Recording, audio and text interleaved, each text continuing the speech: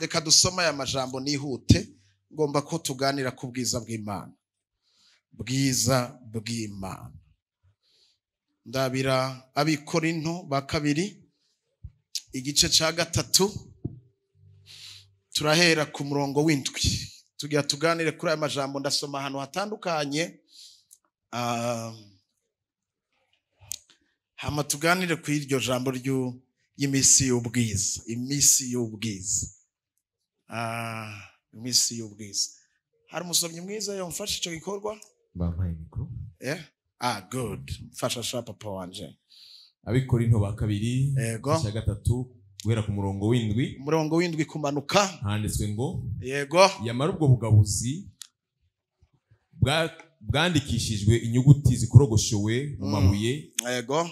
Bwaganzwa n'urupfu. Bwaganzwa n'urupfu. Naho bwari bwazananye n'ubwiza. Naho bwari bwazananye n'ubwiza. Yego. Aya majambo muyumve, sinzi ko ndibwigishe, sinzi ko ndibuguruke, ariko nipfuza ko akanya vise katari kanini ugira ikintu ukuyemo. Umutima nyamukuru ngomba kubabwira, ngomba duhagarare kuri ijambo rivuga ubwiza bw'Imana. Muriko murabwirwa ngo ni imisi y'ubwiza, ushobora kuvyakira nabi cankwe umurwaniza akakuganiriza akakubwira ngo ni ibintu bifise igihe kanaka bigahera, hama hakaza ikindi gihe cibindi. Turi mu misi y'ubwiza, ubwonye indwi yindi tuzogenda mu misi y'ukwezwa, cankwe tuzogenda mu misi y'intambara zo mu mpemu. Nagira mbabwire ngo ntimufatiraho, ni icivugo bafise ku mwaka, ariko iri jambo ubwiza bw'Imana ndabira uwo mwicaranye umurabe uguwe neza, umubwire ngo ubwiza bw'Imana nibwo bukugizuriwe muri ubu bwami. Iki kintu mugiha agaciro, mucumve. Ndabizi kuva ku munsi wa 3 mwumvise vyinshi, ico kitubona babwiye tuje kuzuzanya. Ntabwo nje gukuraho ivyo abandi bavuze, nje gusutena, nje gushigikira ivyo abandi batanze, naje ngira itafari nshizeko. Ariko numva ngomba kubishimangira cyane, kubishimangira gose iri jambo ubwiza bw'Imana. Ubwiza bw'Imana yawe gaye, ubwiza bw'Imana, ubwiza bw'Imana, ubwiza bw'Imana. Dawidi yabwiye Imana imaze kumuhitishamwo ibihano 3. Dawidi akabwira Imana ati, Mana wankuye inyuma y'intama, unyicarika ku ntebe ihambaye, umpereza ubwoko bukomeye, ntiwarangiriza ngaho umpereza ubutunzi budasanzwe.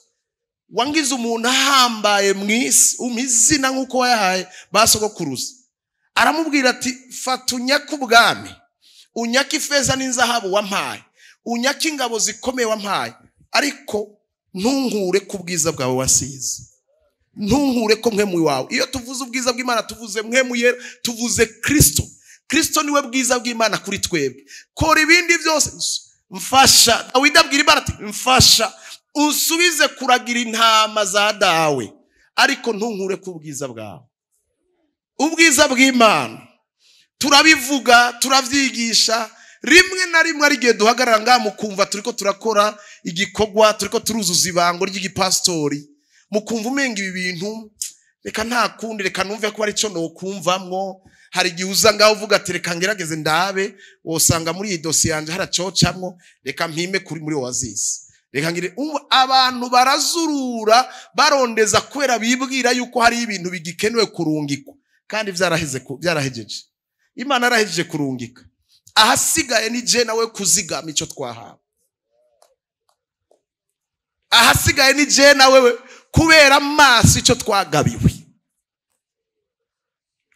Ubwiza bw'Imana ndashaka uyu mugoroba ubutahure ku rwego utahura ubwumvamo. Imana ingirira ubuntu, mpemu yera amfashe nk'umwigisha mukuru ashobora kwemeza umutima wawe, aherekeza aya majambo ko niwe yampaye, ayashimangire mu mutima wawe, cyane cyane wewe wicaye aha umaze kwakira Kristo nk'umwami n'umukiza w'ubuzima bwawe. Umenye icari cy'ubwiza bw'Imana. Ubwiza bw'Imana ntabwo ari ikintu cyo kwanjanjwako. Anjanjwa n'ibindi, ariko ntiwanjanjwe kukibitsanya Imana yabitse muri wewe. Bibiliya ivuga ngo muri izo nzavya zibumba nahabitseyo ubutunzi bukomeye. Mu ndabe hano Yesu nashimwe. Yesu nashimwe cyane. Bibiliya iratubwira uburyo isanduku ry'isezerano. Isanduku ry'isezerano ryari ryarakozwe mu buryo buhambaye, mu buryo bukomeye, ryasa neza. Hanze hari inzahabu ifise uburemere buruta kije gikombe cy'isi. Inzahabu zirusha uburemere Ballon d'Or. Yari komeye, yari nziza, yari ikozwe mu tubuye twitwa twa simaragido, tubuye tw'inzahabu, hari ko amadiyama kuri iryo sanduku. Ariko nagira ndababwire yuko icyatuma Imana ikurikirana rijya sanduku si rijya nzahabu ryari inyuma, si burya bwiza bwari inyuma. Icyatuma Imana ikurikirana rijya sanduku ni ibishinga ntahe byayo byari binyegeje mu isanduku. Agaciro kacu ntigahagaze kuri apparence zacu. Agaciro kacu ntigahagaze mu bifaransa byinshi n'ivyongereza byinshi n'indimi 50 ufise muri wewe. Ntibihagaze ko wavukiye ikiriri, ntibihagaze ko ari yuba. Bihagaze kucubitswemo. Iyo umuntu yanjandwe ku kibitsanyo, aho ni Imana ivuga ngo igihe ubisamaye ko, Yesu nashimwe, uramutse ubisamaye ko nta kindi jewe nkora. Iyo udashoboye kwibuka urukundo rwa mbere ngo wibuka aho wagwiriye ngo uhave uze wihane, jewe uhoraho sinza kuzimya itara, sinzimya itara ryawe, nkura ko igitereka ko itara, nkura ko podium yacu. Iki kintu abantu baragikirisha naco bazi.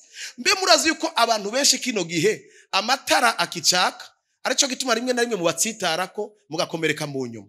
Amatara acaka mugabe igitereko caravuye kubera kwanjanjwa, kubera kumenyera akamenyero kishi nkware, kumva kusike wuzuye ivyanditswe, ukumva wofa guhagarara imbere y'abantu, ukumva wo kwivugira yamuhe, ukumva wo tanga ikintu cyose ushatse. Tusike twarimuye Kristo, twimura ubwiza bw'Imana, turishimika, turishira mu mwanya wa Kristo. Tusike duhagara tukivugira ivyo twishakiye. Bamwe bazi kuvuga ibi bintu, kubivuga n'ibintu bisanzwe. Je nabaye umuyisilamu, nibaza ko maze kubibabwira ngaha, abandi benshi barabizi ngaha. Nabaye umuyisilamu, hari ibintu bita mihazara. Mihazara murayizi? Iminsi yose abapastori baratsindwa. Mu mihazara abapastori baratsindwa. Imihazara yose niriyo uzunia yote, iyo nagiye ngo yose abapastori baratsinzwe. Kandi abungere bafite abashengero baratsinzwe. Kubera iki? Abo bagwana nabo barabatuma ku ishuri kugenda kwigisha igitabo. Iyo bariko barakivuga umupasiteri ntatoka. Izaguma ngo mpemuyera ngo mpishurira ngo nyereka. Bobo ntibakene mpemuyera, bajana y'ubwenge. Baramenya Matayo, bakamenya igihe Matayo yavukiye, bakamenya aho yazananye n'igihe yamutora, bakamenya ingene Zebedayo yarameze, bakamukwega. Pasiteri akaguma ari muri mpemuyera ngo mpishurira, ngo manura imbaraga zawe, ngo nyereka. Ati ntavyo kwerekana, twerekana ubwenge mbwira byatanguye gute, bakabura ivyo bavuga. Ibi rero, ibi kubivuga gutya, kuba mubona ndiko ndabivuga gutya, ndashobora kuba ndiko ndabibabwira igitereka kwitara caramaze kugenda. Ibi no bibigisha papa takiri kumwe nawe, kuko ndazi uburyo ndabatwara, ndazi uburyo ndabamanaginga. Turabizi, tunanirwa gusa kubabwira ati kurizo nzahabu naho ubundi ibintu byose ibintu turabizi tubitwara. Umuntu ashatse kugira ububire ngaha n'ibintu byoroshe. Tuzi verse zibabakuramwo, ziyabasubizamwo, izibatahana, izibashikana muhira, zose turazizi. Yewe tuzi na ratio murya ku munsi ku munsi. Uko biri kose no kwibagira ko ari nyama watetse indagara, muga ntiwoburamwe umuceri, ntihaburamwe ubugari, nta biharage vyoburi wawe. Ibyo byose turafize ukurizwa ko. Tuzi uburyo ushobora kuvuga ngo ninde ngahanye izina ry'ikirundi itanguzwa na uburyo bura aho bura ewe basha aho bura ka neza hewe kane irambwiye ati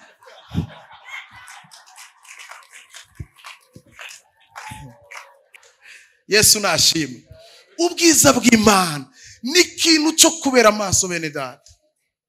Ubwiza bw'Imana, Imana iravuga ngo niwabandanya muri ibi bintu ndagusinyaye, niwabandanya wivanga, ukava ngo wibuke urukundo rwa mbere usubire mu kibanza cyawe aho nari naragushize. Nta kindi nzokora, sinzoza ngo mpuhe itoroshi ngo nzimye itara ryawe, nzokurako igiterekwa ku itara, nico nkurako. Utekereza Imana, murazi Imana kugutwara ubwiza bw'Imana, ubwiza bwawe ikabutora, kuko hakubwiza bw'Imana. Hari abakozi b'Imana benshi batanguye mu muriro, batanguranye n'Imana, bizamo akamenyero, bizamo kumenyera Imana, ivyo bahora batinya batangura kuvyubahuka, Imana ibatwara ivyabo ntiyabakura. Mbe murazi yuko Sawuli yamaze imyaka 40 kuri pouvoir. Sawuli, umwami Sawuli, mwari mubizi ko yatwaye imyaka 40? Murabizi? Mugana genda babwire ko Imana yari yimuzi imyaka 3. Imana yari yimuzi imyaka 3. 37 yose yari yizi Dawidi. Ariko Dawidi ntiyari muri biro. Nta muntu ariko aranyumva. Mwanyumvise? 37 Imana ariko iradiringa na Dawidi, ariko araragira intama. Sawuli ariko niwe yari muri biro, kandi Imana ikamwubahiriza. Muravyibuka umunsi Samweli Imana imubwira ngo genda kurobanuza amavuta, nabonye umwami mu nzu kwa Isaya. Urazi ikibazo yamubajije? Yaramubwiye ati konza guca ku irembo ryo kwa Sawuli akambona n'ihembe aranyica. Imana yamubwiye ati ntakwica gusa ahubwo arakubaga. Fata ihembe unyegeze kubita urubindo, unyegeze kubona n'ihembe. Kubera iki? Kubera yarakiri muri biro. Muga Imana ntiyari kumwe nawe, yari question y'igihe. Iyo Bibiri tubwira ngo twuzure mpemu yera, ngo niho tutashobora gushiza ivya kameremere bikacu kifuza. Mpemu yera, Bibiri ivuga bimpemu barasesana ariko ubwabo ntawo basesa. Mutuzuye mpemu yera ntimuzomenya abantu bari kubwiza bw'Imana. Kandi nagira ndababwira, umuntu yuzuye ubwiza bw'Imana azamenya mugenzi we ari muri ubwo bwiza nawe. Kandi uzumenya umuntu musangiye igihe, kuko iyo wihenze ugafatana n'umuntu mudasangiye igihe, uregeranya we wagasanzaza. Niko bimeze, kuko igihe ntacyo musangiye. Nta muntu ariko aranywa.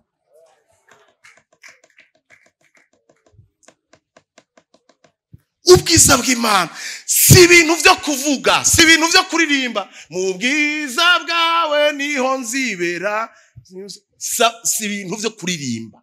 N'ubuzima, ni ibintu duteramira, ni ibintu tuvoma buri munsi, ni ibintu dukura mu busabane, dukura mu gusabana. Si ibintu byo kwabagira ko, si ibintu bya hariya mu isoko, si ibintu byo kugenda gutonda, si ibintu byo guhagarara ku miryango y'amabisi. Si ibyo, si ibintu wibwira, si ibyo kuza ku munsi wa gatanu ku gicaniro, si ibintu byo kuberwa, si ibintu bya tiro, si ibintu by'amakostime no gukangana ibikangira. Ubwiza bw'Imana nibanga, n'ubusabane bw'aho abantu batakubona.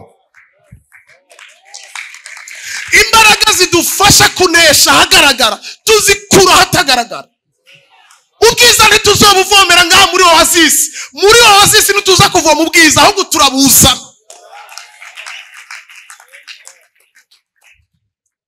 Hano hantu saha no kuza kwiyubakira, ntituza kwiyubaka nga tuviriya twiyubatse.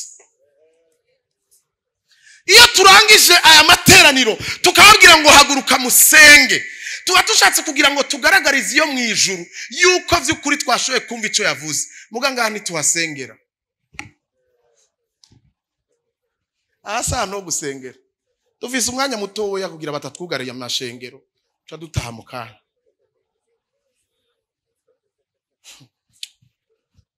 Ntabwo ari ibintu byo kuza ngo mwami Yesu, ngo ndasengeye abana banje, ngo ame ahantu uri, ngo ame, ngo umugire neza, ngo ndavyakiriye, ngo niyashika hari imbere ngo abigweko, ngo yego ndabiguyeko.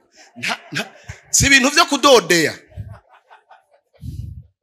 Na mugenzi wati si ibintu vya lift. Ibintu by'ubwiza bw'Imana si ibintu vya lift.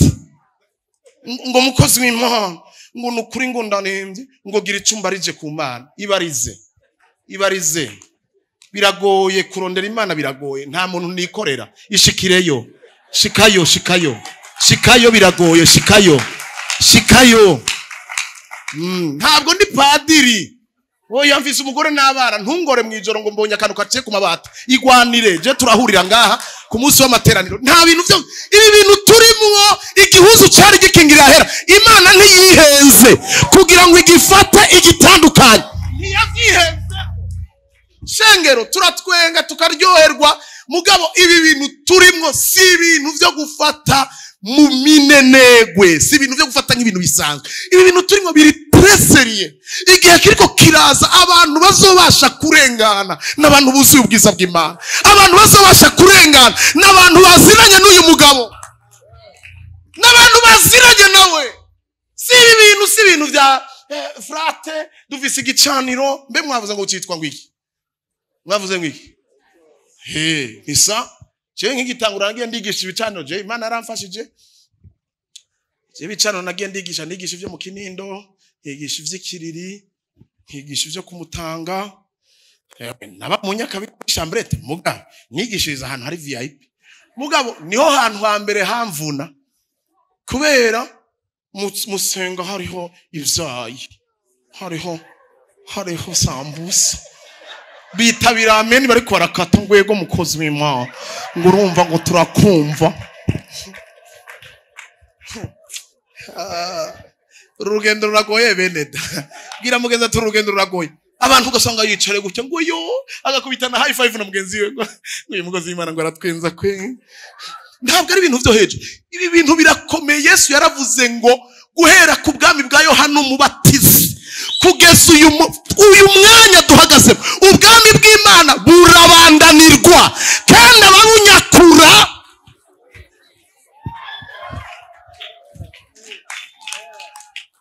ibintu byaye mwana atoka yashu mnafikiria ni mchezo kama sitoki yashu sikuri iko kazi ntungirira ikigongo je ndi kwidiri gira mugenza atari kwidiri jijuwe Maria yaraje azana ibintu by'amasantima Magadarena bene abagore bagenzi biwe bazana ibintu by'amasantima bamunwesha Yesu yaguye hasi n'umusaraba bamunwesha amazi batangura kuzana amasantima ngo urumva papa ngo none ngo twukuriki ngo ibintu birababaje ngo bagutonaguye ngo yo pupu ngo papa Yesu rabaraba mu yatonaguwe akomeretse inyama zamuvuyeko ara Maria Magadarena aramutwengera habaramubwira ati uri kurandirira yakundirira genda wirire n'abawe muga iyo ni sanu mwisanzwe yaramubwiye ati reka amasantima wewe uri kurazana ibintu byo kunwesha amazi bantu naguye tutari kumwe bihuzanisha ibintu by'amazi ntabwo bihagaze ku mazi ni mutahura igituma nakubiswe ni mutahura ivy'uru rugendo ni mutahura ivy'umusaraba ni mutahure ko Yesu atiyahuye naramugenza mubwira ngo Yesu ntiyiyahuye igikorwa yakoze yarazi icari karakora icarico yarazi icari karakora icarico ntiyiyahuye naramugenza mubwira ati Yesu ntiyitunditse yarazi yari karaja ahariwe ibi bintu turimo bene data iki gihe kirateye ubwoba harukorosha hari ibintu bidashoboka abantu bakena inzira za hafi abantu baririmba ubwiza bw'Imana abanyantege nke baririmba nta mwomezi abantu n'aba etranje mu nzu y'Imana abantu bariko bararirimba abandi baricaye bariko bararaba utuntu n'utundi undi yafyonze telefone utakoma hapo mbele mwambie mwenzako hapo mbele hapo si mbali si kure ngaho imbere utakoma banyembaraga ni bazorengana abantu ndatangara ingene mbega bashirika ndabaza mwabarundi kazi mwabera b'Imana ntore z'Imana ubukwere nk'umurundi n'umurundi kazi ashaka kubebeza ashaka kwiyorosha wiyorohereza muki mwe nimona ko bikomeye tureke ivy'imwemo nimona ko tumerewe nabi hemwe uri kurorosha wisunzike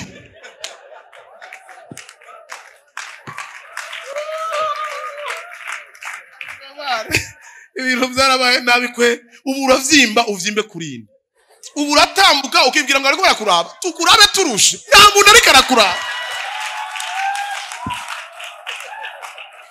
nta muntu ndakurabe ndemerewe pita dunia ikuone ivyo birako nta bintu byari vya kera umuntu agukubita ijisho n'umuntu azi ko kwikofi hari ikintu nta kiriyo igitoro si gitoro ibiharage vyaduze umucero ubu turakuraba nguge wakubise gisuko kubise tentire ngo abantu bose baramba nta uri karakuraba ntibishoboka ari dushobora kukuraba ibintu ntibimeze neza mu ndamutse basha hemwe ni sawa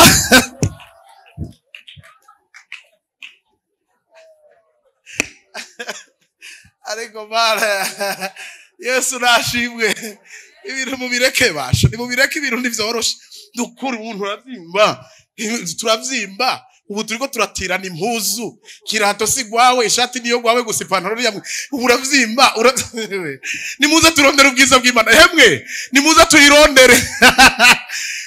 tuyirondere Bibiliya ivuga ngo yakunze kugororoka yanka ubugararizi nicyo cyatumye ndamukunda maze kumukunda ndamurobanuza amavuta y'igikundiro y'umunezero ndamurutisha bagenzi biwe bwira mugenzi ati ni ibintu vya faveur ni ibintu vy'ubutoni ijuru ritavyemeye ntawe ukwemera ijuru ritakuravye ntawe ukuraba utarondeye faveur y'Imana ukumurondera abantu ntacyo bazogufasha Yohana yaravuze ngo nta kintu umuntu ashobora guhabwa ubwiwe atagihawe kivuye mu ijuru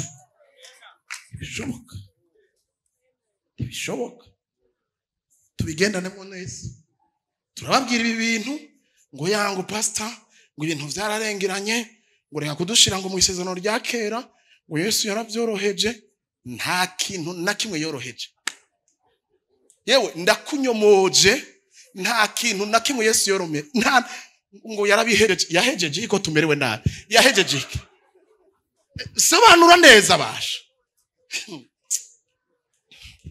sobanura ibintu neza ngo urumva ngo ntacyo nokora ngo yicaye iburyo bwa data ngo aransengera ngo Jesse nosenga ngo man ngo urayibona nawe ngo sinzi gusenga ngo mwemuya ngo nanihire akunihire abikuye kuki arakunihira abikuye kuki wowe urinde kugira bakunihire mbe murazi cyo urazi cyubahiro cya mwemuyera mwemuyera kugira ngo akunihire wewe urinde anihira bariko baraniha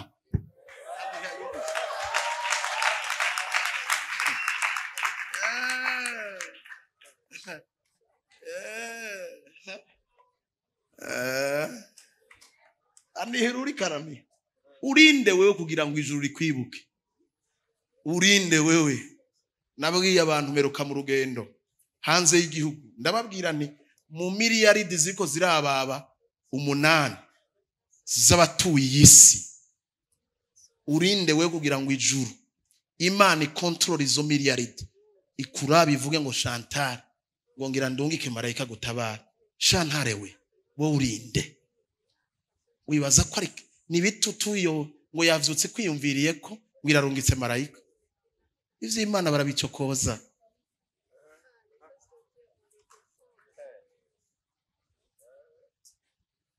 itangaza abantu baragenda kuvuga ibintu bidashoboka nabwiye abantu mwiseze ndabwira ntimwe abantu nababwiye ati nimutangira Imana nimwubake igikorwa cy'Imana nimutange amashikano nimutange ibigira 10 ngo no ngo ntutugumize mu buretwa bw'isezerano rya kera ureka kutugumiza ngo ntitukira aba esclave wigigira 10 ngo n'amashikanwa ngo nivyisezerano rya kera mugabo mubwiye ati haguruka kacumubwira ngo ugiye kuba umutwe ntuzomuriza avuga amene kurusha abantu bose ntaca nibaza iryo jambo riri mu isezerano rishasha cyangwa ni rya kera ni rya kera cyane ni rishasha ubaye umutwe ni amena mugati zanira Imana toyana ivya kera ndakubwiye ngo uruwi imbere nturuwi inyuma uba wacaki ndakubwiye ntikora mu mufuko ngo ya urumva ngo Imana natmaze kubiriha shengero kama pastor turareberewe n'ukuri kw'aje tworohe ubugabo ubwo bugabuzi rero hama ngende ubwo bugabuzi naho bwari bwazananye n'ubwiza ariko ubwo bwiza naho bwagenda bushira bwatumye abisirayeli nyumviriza hano bwatumye abisirayeli badashobora gutumbera mu maso ha Mose n'ubugabuzi buzana urupfu n'ubugabuzi bugenda bushira mugabo ubwo bugabuzi nubwo bwagenda bushira ntibwa permita umunyisirayeli numwe ushobora kubakwa kura mu maso ha Mose mugabo n'ubwiza bwagenda bushira mwumve imbaraga z'ubwiza bw'Imana. Manuka mwumvirize, manuka papa, ubusoma rero, manuka. None ko vyabaye bityo, ngwino ubugabuzi buganzwa na mpwemu ntibuzorushiriza cyane kuzanana n'ubwiza. My God, ariko kabasha muravyumva? Aya majambo murayumva? Ariko aravuga ati nimba gihe cya Mose vyari très puissant, vyari biremereye, vyari ibintu bitangaje, bwari ubwiza bwatuma abantu bambara ibitambara mu maso kubera badashaka kuraba mu maso ha Mose, kandi ari ubwiza butera bushira. Mbega Bibiliya irabajije, mbega ubugabuzi bwa mpwemu yera ntiburushiriza kuzana ubwiza burenze nimba ubushira abantu batashoboye kubwubahuka. Aho nyine twakura ikigwa kivuga ngo niwabona abantu bakumenyera ahantu hatonda isazi cyane haba hari ikintu cyapfuye. Niko bimeze. Nimba ubona hari abantu bakumenyera uri fasire, umuntu wese agukora kuko ashaka, nta bwiza buhari. Ubwiza bw'Imana buzana igitinyiro, nubwo waba uri kumwe n'igikundiro buzana n'igitinyiro. Abantu bagira reserve. Nuje kukudraga amanza kukubwira ubutumwa mutama yavuze guhera mu kwa mbere kandi atabwa mubajije mwabwumviye hamwe. Kijya n'ikimenyetso kikwereka ati uri kubwiza bw'Imana. Mugabo umuntu ashaka gushika ngo hewe ngo ndagutwaye ngo nje gukuresha ngo urumva rero ngo tugende ngo narakubonye ngo uri mwiza ngo akazundiga ngo mataye ni sawa, nta kiriyo. Ramugenza mubwiye ati nta kiriyo kubera iki bakubahuka. Bibiliya ivuga ngo ubugabuzi bwa mpwemu yera, mpera Yesu cyubahiro, ubugabuzi bwa mpwemu yera buzorushiriza kuzana ubwiza burenze. Ubwiza bwashira, ndashaka iri jambo mu ryumve, ubwiza bwagenda buhera bwatumye Isirayeli nzima itubagwa kuraba mu maso ha Mose ahamaze iminsi 40 n'amajoro 40 imbere y'Imana. Iminsi 40 gusa yaramanutse umusozi abantu bifuka mu maso, kandi ubwo bwiza ntibwamugumye ko bwatera buyoka bugenda buhera ntibubahuka kumuraba. Aha reba tubwiye ngo mbega ubwamwe muyera mu nyumviriza y'amajambo haba mu nyuma ngere gusoza. None ko vyabaye bityo, ubugabuzi buganzwa na mpwemu. Buganzwa nande? Buganzwa nande? Na mpwemu. Vuga cyane, buganzwa nande? Na mpwemu. Niwe patro wabwo ubwo bugabuzi. Ego. Yego. Ntibuzorushiriza cyane kuzanana n'ubwiza. Ubwiza ngwino. Ego. Manuka. Ubugabuzi bwo gutsindwa kwari ubwiza. Nimba ubugabuzi bwo gutsindwa ari ubwiza, ubugabuzi bwo kugororoka burushiriza kugira ubwiza bw'akabura rugero. Bwa bugabuzi rero twahawe n'umusaraba, bwa bugabuzi twahawe n'uyu mugabo aruta abandi bagabo bose, bwa bugabuzi twahawe na Kristo butegerezwa kuza burushiriza. Haleluya. Abantu baravuga ngo urumva ngo twiyoroshe ngo ivya kino gihe ngo no kwiyorosha ngo ntuterane ubwoba. Mu bisanzwe iki nico gihe abera bari bakwiye gutinywa, bagatinywa muri guverinema, bagatinywa mu gihugu, bagatinywa ku kazi, bakagira igikundiro n'igitinyiro kimwe gituma atamuntu ava kubavogera. Nimba Samweli yashobora kuza mu gisagara, abanyagisagara bamenya yuko Samweli aje kubera ubugabuzi bugiri buriko burashira, bakunama bakiyeza bagatunganya. Ubugabuzi bwa mpwemu yera, mpwemu yera muri wowe niwo bakwiye kumenyera. Ntimubona ko ari ikintu cyatakaye gashenge? Ntaco mwumva ko ari ikintu cyatakaye? Muriko murumva ubugabuzi bwa mpwemu yera, izina ry'Imana rishimwe cyane. Muriko muranyu ubugabuzi bwa mpwemu yera. Manuka mwumva ya majambo. Mviriza ya majambo. Mbere icari gisanganywe ubwiza, hakuna tena nta bwiza kigifise, kuko haje ubwiza kirengeye. Mu mpera Yesu, haleluya, haraje ubwiza bukirengeye. Harabonetse ubwiza bukirengeye. Bibiliya tubwira ngo kimanzi ugeze nga, Bibiliya tubwira ngo muzohabwa ubushobozi mpwemu yera niyabaza. Mpwemu yera ntiyafuye kuza, yazananye n'ubushobozi. Muzohabwa ubushobozi mpwemu yera niyabaza. Mpwemu yera ntiyatwinjiyemo facilement. Mpwemu yera yinjiranye muri twebwe n'imbaraga. Bibiliya ivuga mu Banyefeso igice cya 3:20 ngo ishoboye gukora ibirengeye cyane ivyo dusaba n'ivyo twiyumvira, nk'uko ubushobozi bwayo budukoreramwo buri. Bwagiye he? Ni bande babufise ko bariko baratukisha Kristo ari twebwe? ko abatora ibiturira ari twebwe, ko ari twebwe turi fasire, ko ari twe twama mu mabwate, ko ari abarokore, ko twamaze kuba abafarisayo twananiwe kwinjira tukananiza n'abantu bashaka kwinjira. Ubwo bushobozi bwagiye, ubwo bushobozi budukoreramwo buri he? Muzahabwa ubushobozi mwe mwera ntiyabazako, muzombera ivyabona. Yesu nashimwe cyane. Muzombera ivyabona, muzombera abatemwe, abazobabona bazobabona mwo jewe.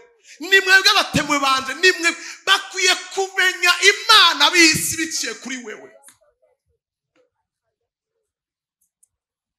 Tuzomubera abatemwe ivyabona byo kumushingira intara. Ufise iyihe ntaye wewe? Kuvukizwa ufise iyihe ntaye? Ubwira bangahe wewe?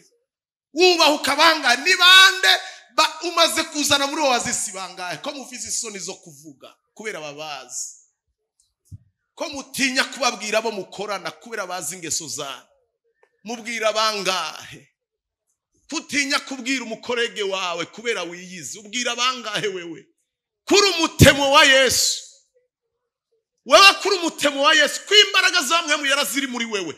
Unakosa ujasiri wa kumuzungumuza Kristo ku kazi naho ukore, ubibura kubera iki? Igituma udashobora kuvuga, urabizi neza yuko ubwo bushobozi batabukuzi. Uzana bangahe bazokwizera bate uwo batumvise? Umuntu mukorana ntakeneye kumubwira ngo muri Matayo, akeneye kubona kuri cete gisome, akeneye kubona ko ivyo bakora wowe utabikora. Nta kindi akeneye, ntugende kumubwira ngo Matayo ngo Luka ngo haravuga, ari umubwira akubwira teka ndakongere ko na ntuzenya nawe na Paulo ndamuzi ngo nahone yarabivuze. Ntibakeneye ivyanditswe, bakeneye kubona iki vyanditswe vyakoze kuri wewe. Zabona twicaranye n'ivyabo.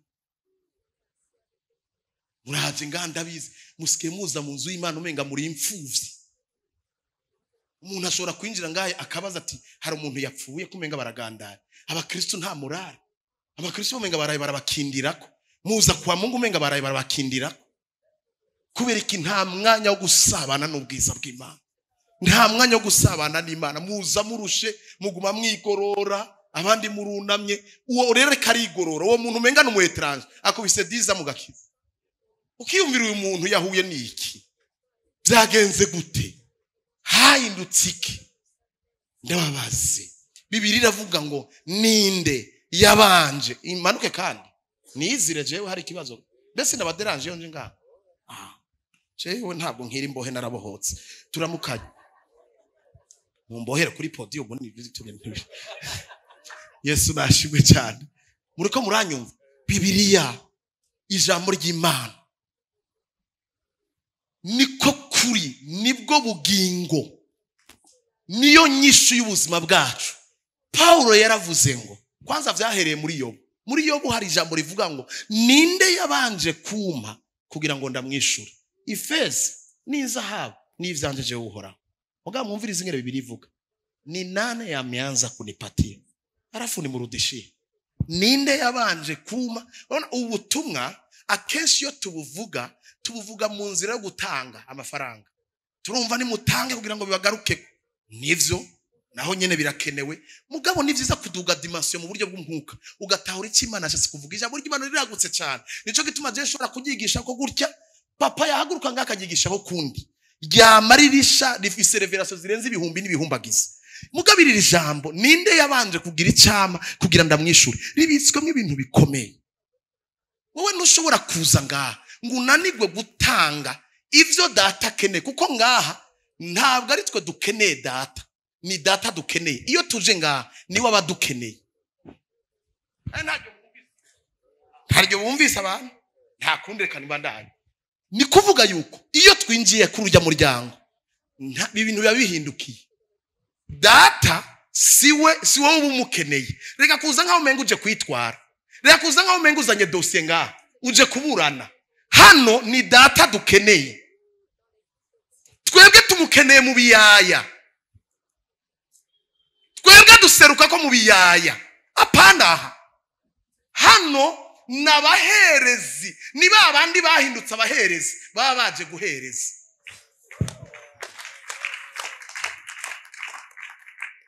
Ni ikintu gitangaje pastor, ni ikintu giteye ubwoba kuba umuherezi ashobora kuba adafise ibimaze ahereza. Ni gitangaza mu bisanzwe. Abahindura kuba abami n'abaherezi. Ni gitangaza kuba umuherezi udafise ibimaze. Wewe Imana ikeneye ko ushira ibimaze ngaha uhereza, sivyo? Mbe mwari mubizi ko louange na adoration ari igikorwa dukorera Imana itokwikorera. Mwari muzi ko consommation ya papa ari uguhimbaza no gutazi, kumuninahaza, kumushira hejuru. Okay, mu bintu bimunezera avyagiye mu mashimwe y'abana bayo. Iyo tutazanye amashimwe ngo tuyishime, ntabwo avyagiye mu mitwaro y'abana bayo, avyagiye mu mashimwe. Reka gucurika ibintu, avyagiye mu mashimwe. Iyo rero uyiprive y'amashimwe iguprive ivyukeneye nawe, kuko ni utegeza gutangura. Iyo wayihimbaje daba bibiri tubwira ngo igihe bashira abaririmbyi bashajishije ukwera mu gihe cya Yoshafati, barahimbaje barivuga ngo ni mushimu uhoraho kuko ari mwiza, kuko imbabazi zose mu mwanya ariko barahimbaza Imana. Ibifasha abasi baba barasubiramo, baba barapfuye bose mu mwanya wo guhimbaza. Ni kuvuga ngo ingorane zacu zikemuka mu gihe twahaye Imana ikikeneye. Ingorane zacu zikemuka iyo twamanje gukora ikibanza. Okay, reka dufate Imana rero yicaye kuri iyi ntebe. Nditije izina ryayo, irabizi ko ntayivuze bivuye ku mutima. Nigize Imana, sivyo? Nicaya ndorereye amashimwe ya Teddy, ndorereye amashimwe ya Jean, ndorereye amashimwe ya Suzanne Capitorina, mwese muri ngaha ndorereye amashimwe ya, sivyo? Ndarureye ko mumpa kuko niyo nkeneye. Ninanezerwa umunezero wanje nizo nkomezi zanyu. Siko bibirivuga mutakapo nifurahisha nitawaweka nguvu. Kandi izi nkomezi ndiko ndababwira si ibintu byo guterura ivyuma, si fitness, ntabwo ari ibintu byo kuganguka. Izi nkomezi zibitsemwo akazi, zibitsemwo promotion, zibitsemwo amagara meza, zibitsemwo bya bindi, ni full package yico wowe ukeneye. Yicaye ngaha iroreye kugira ngo uyinezereze nayo ikunezereze. Asa ukaca wicara aha mu mwanya umuririmbyi ahagurutse ari hehe, ngwino ndabereka akantu ko karafashije umutima wanje. Umuririmbyi mukuru ngo ahanihute anaririmba neza. Yesu ashimwe cyane. Uyu nyaramutse afashe mikro akavuga ngo bene data twageze mu bwiza bw'Imana, nimuze tuduza amashimwe ayibera umubavu humura neza. Mu mwanya udugisha amaboko ukacibwira ngo Mana ngo bariko baranyirukana mu nzu. Urumva mutekereza ivyo bintu. Atahubona ati ejo baradukubura aho uyu ariko aravugana ngo muyihe amashimwe, ngo muyidugirize, ngo nimuyibwire ingene ari nziza, ngo nimuyibwire ingene ihambaye, urahambaye mu byo ukora byose. We nawe uri kurayibwira ngo Mana abana banje ntibararonka amafaranga yo kuriha ku ishuri, ntaragira. Ntibishoboka. Irakuraba ikavuga ngo ubunyu urabona yuko je no kwitwararika amakaye yawe, utitwaretse nanjye ico nkeneye ungime je ndaguhe.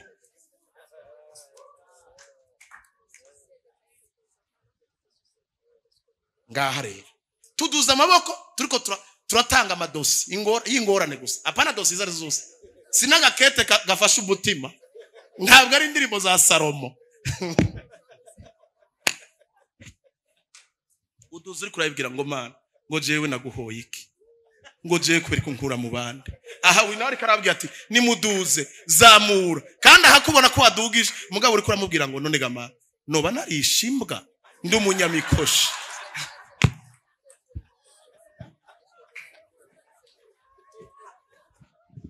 Gira mugenza wati utayihaye ntiguha. Ibi bintu mubimenye, mureke gucurika ibintu Imana yacuruye. Reha gushaka gucurika ibintu Imana dutegeza kwinezereza. Ni giki Yosuwa yabwiye abisirayeli bari kwashaka gutera amabuye Mose ngo babajwe n'ibigatanya babonye bafise ivyamwa vy'Ikanani. Yababwiye ngo iki, ntaco mutera induru ushira amabuye hasi. Igihugu twakandagiyemwo, igihugu twiboneye, raba n'ivyamwa vyacu biri mu maboko yacu. Ni igihugu ciza, ni igihugu Imana yatubwiye twamaze amagambo aravuga ngo Mose twemerere tucinjire mugatashiraho ijambo rikomeye rivuga ngo nimba uhoraho tumuhimbaye, nimba uhoraho anezerewe ubuzima bwawe, nimba uhoraho agishimiye arampereza iki gihugu, kandi bene cyo turabarya bwa mutima. Nimba papa anezerewe naho bihagaze, mubaze mugenzi wawe tuheruka kumunezereza ryari? Mbeho umunezereza mu biki? Ko muri mwishengero mutazi n'ivy'Imana inezerereko, hari n'ivyo muzi.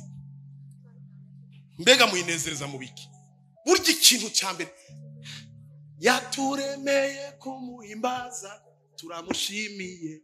Waremewe muri hanga yatoranije ariremera kwidugiriza ishimwe. Ubuzima bwacu nubwo gushima. Harya hose ubona bamubona bayadugije, babumviye wewe mugabo bariko atanga amadosiye gusa.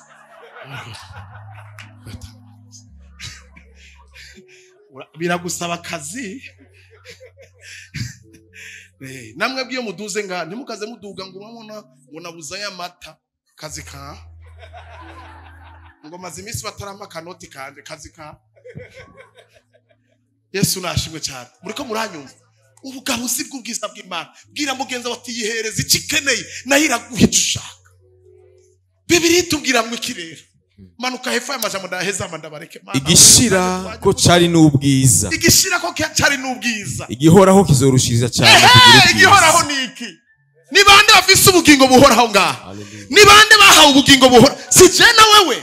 Igihoraho ni muhemu yera kizorushiriza kugira ubwiza. Manuka munsi rero nuko ko dufise icizigiro kingana gityo. Nuko rero ko je na wewe dufise icizigiro kingana gityo, tuvuga tutabobotera na gatoya. Nitubobotera hayiko byabitu ya bahati nasibu. Nidusa na Mose. Nisikirize kwanza babisikiye barokore baraza koresha kabako na gusikia mbe habasikiye. Reka dushimangire ndabayuwa tunajuwana imyaka simikeye mbahagaze imbere.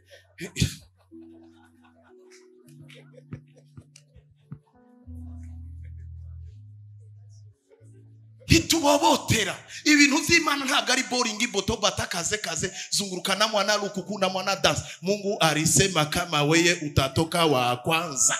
Ntabwo ari ivyo, ni ibintu turi siri navyo. Bwira mugenza bati Imana turi siri nayo turayizi, dufita n'isezerano ibanga ry'uhoraho rifiswe n'abamwubaha. Ico kizigizigi kimeze nk'ikintu kiziritse imitima yacu. Tuvuga tabotera manuka gatoya, tuvuga tutabobotereza na gatoya. Ntidusa na Mose. Gira ntange miko. Ntidusa na Mose. Nabibonye hageze nikurebe biriko biranje. Nabibonye ikureyo sha beniyo yayo mushaka gutaha he muja he ivyo bintu. Turahejeje ndahejeje ntimuhumure turataje. Kurayo nguma mbone danger uje cabura nivyo mvuga. Kura kandi rero wewe soma nk'intange. Ntidusa na Mose. Iminota 3 gusa tanga. Ntidusa na Ntidusa na Mose. Gira mugenza ngo ntidusa na Mose. Yitwikira mu maso. Yitwikira mu maso. Kugira ngo Abisirayeli nibahanga amaso iherezo. Kugira ngo Abisirayeli nibahanga amaso. Iherezo ry'ubwiza. Iherezo ry'ubwo bwiza. Buriko buraherengetera. Gira mugenza ngo ntabwo tumeze nka Mose. Manuka rero havuga ngo ariko imitima yabo igakomantara. Imitima yabo kugeza n'uyu munsi iracakomantara. Barase kwimuka. Ego ko gushitsana bugingo n'uyu munsi uyu mwana cya cyitwikiro mu gihugu cya Isirayeli baracyacambana kikiriho mu isomo ry'isezerano rya kera. Barase kwakira ubushobozi buhoraho, barase kwakira ubwiza butuma tutanyegera, tutinyegeza. Umviriza, nikirakugwaho kuko muri Kristo ariho giherera. Machi yahereye muri Kristo. Gira mugenza ngo urukino rwahereye muri Kristo Yesu. Ariko wamubwiye ko umunda bwira mugenza ngo machi yaraheze. Yesu niwe yaje gusozera urwo rukino. Manuka mumva amajambo y'ubwiza, abantu b'ubwiza muri ngaho mumvugire haleluya. Amen. Manuka hepfo twihute meza aho. Ariko gushitsa n'ubu ivya Mose iyo bisomwa icyo cyitwikiro kiba ku mitima yabo. Yamara iyo umuntu ahindukiriye umwami icyo cyitwikiro gica gikugwaho.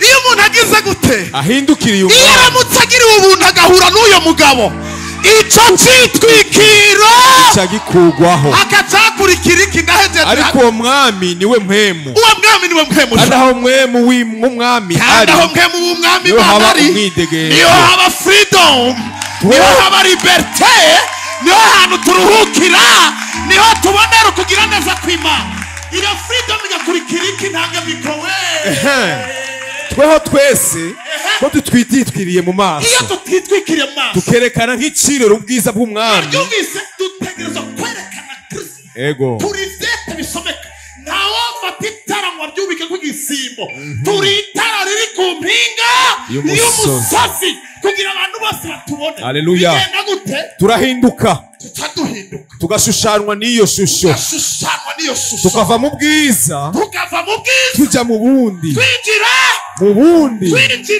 bundi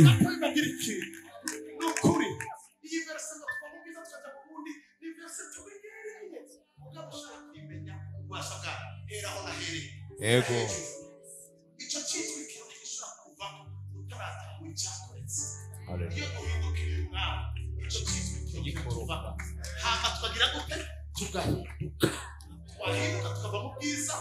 tugashushanwa n'iyo shusho tuva mu bwiza tujya mu bundi nk'abahindurwa n'umwami ari we mpemu amen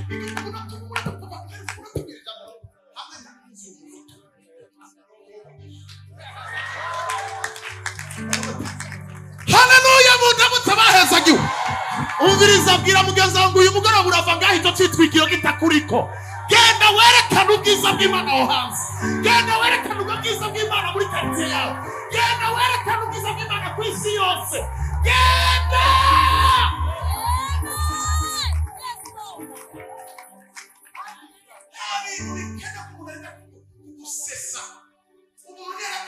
kwinjiramo ngo kwiga ibintu birebire akwiye kuraba ibwina hakabwirikana n'ibwina ha umuntu akwiye kuraba akakubona ko igikundiro akakubona ko ubwiza bw'Imana uzi ko hariho umuntu witegereza ukavuga ati ninamukonfiye ivyanje aravyiba kubera atabwiza bw'Imana ifa ko umuntu akubona akaganya confiance muri wewe kubera ubwiza bw'Imana uza buseruka buvuga indani bukatwambika umwambaro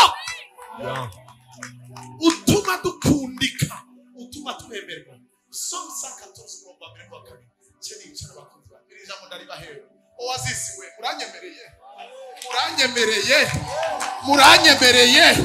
mwanyemereye abinyuma ko ntabumva mwanyemereye ndari bahereze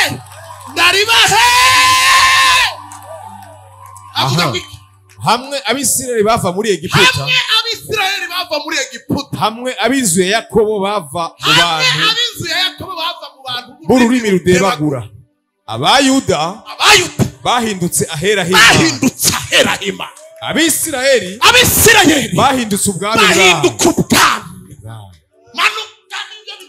ikiyaga kibibonye kirahunga cyabonye abisirayeli n'abayuda cyabonye iki hari ivyo cyabonye kuri bo cyabonye ko bahindutse ukwera bahinduka n'ubwami Imana ikwambika ikintu gituma icari obstacle imbere yawe kikubisa wewe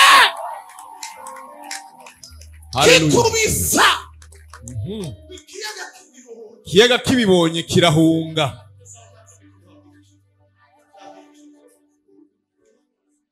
kwibesha kwawe ni ukwibwira yuko kuba wiparfimye kuba wambaye neza kuba ufise amakonesansi ari byo bizotuma ugira 6 waratakaye inzira bikomeye Imana yo mu ijuru niyituma bikunda